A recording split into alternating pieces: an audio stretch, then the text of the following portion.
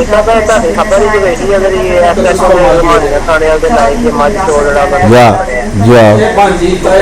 ਮੇਰਾ ਨਾਮ ਮੌਸਮ ਲੋਧੀ ਮੈਂ ਜਲਾਲਪੁਰ ਤੋਂ ਬੋਲਦਾ ਪਿਆ ਤੇ ਉਸੇ ਰਾਤ ਅਸੀਂ ਵੀ ਥਾਣੇ ਸਾਂ ਮੇਰੇ ਕੋਲ ਵੀ ਯਾਨੀ ਕਹਿੰਦਾ ਨਾ ਰੁਪਈਆ 5 ਲੱਖ ਲੈ ਕੇ ਤੇ ਰਿਸ਼ਵਤ ਲੈ ਲੋ ਕਰ ਗਏ ਹੋ ਗਈ ਮੈਨੂੰ ਡਰੈਸ ਲੋਡ ਕੀਤਾ ਨੇ ਅੱਛਾ ਬੰਦਾ ਮੱਝ ਚੋਰ ਦੀ ਮਾਰ ਆਏ ਆ ਜੀ ਤੈਨੂੰ ਅਸੀਂ ਮਾਰ ਸਕਦੇ ਤੁਹਾਨੂੰ ਕਦੀ ਫੜਿਆ ਸਨ ਮੈਨੂੰ ਪੜਿਆ ਸਨ ਮੈਂ ਜਲਾਲਪੁਰ ਦੀ ਸੁਨਿਆਰਾ ਵਾਂ ਮੈਂ ਜੀ ਦਾ ਕੰਮ ਕਰਦਾ ਅੱਛਾ ਸਮਾਨ ਸਮੂਨ 2 ਵਾਰੀ ਮੈਂ ਲਿਆ ਸੀ ਜੀ ਜੀ ਉਹ ਸਿਲਸਿਲੇ ਚ ਯਾਨੀ ਪਹਿਲਾਂ ਚੋਰਾਂ ਨੂੰ ਫੜਿਆ ਨੇ ਤੇ ਉਹ ਮੇਰੇ ਕੋਲ ਲੈ ਨੇ ਕਿ ਅਸੀਂ ਅੱਗੇ ਦਿੱਤੇ ਤੇ 5 ਲੱਖ ਕਿਹਨੂੰ ਦਿੱਤਾ ਹਜੇ ਸਾਨੂੰ ਉਹਨੂੰ ਪਿਆਜ਼ ਮੇਰਾ ਭੱਟੀ ਉਹਨੂੰ ਤੇ ਐਸਐਚਓ ਵੇ ਅਹਿਮਦ ਹਸਨ ਬਣਾਇਆ ਕਿ ਨਾਲ ਨਾ 5 ਲੱਖ ਦੇ ਕੇ ਆਏ ਹੋ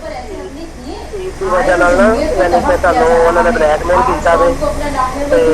ਉਹ ਕਿਹਾ ਕਿ ਜਿਹੜਾ ਪ੍ਰਾਪਰ ਸ਼ਨਾਖਤੀ ਕਾਰਡ ਦੀ ਫੋਟੋ ਕਾਪੀ ਅੰਗੂਠੇ ਵਗੈਰਾ ਜੋ ਸਾਡਾ ਫਾਰਮ ਹੈ ਤੁਸੀਂ ਬਤਾ ਕੇ ਇਹਨਾਂ ਕੋਲ ਤੇ ਅਸੀਂ ਯਾਨੀ ਕਿ ਚੋਰੀ ਦਾ ਕਰਕੇ ਲਿਆ ਗਏ ਕਾਪੀ ਆਈਡੀ ਨੂੰ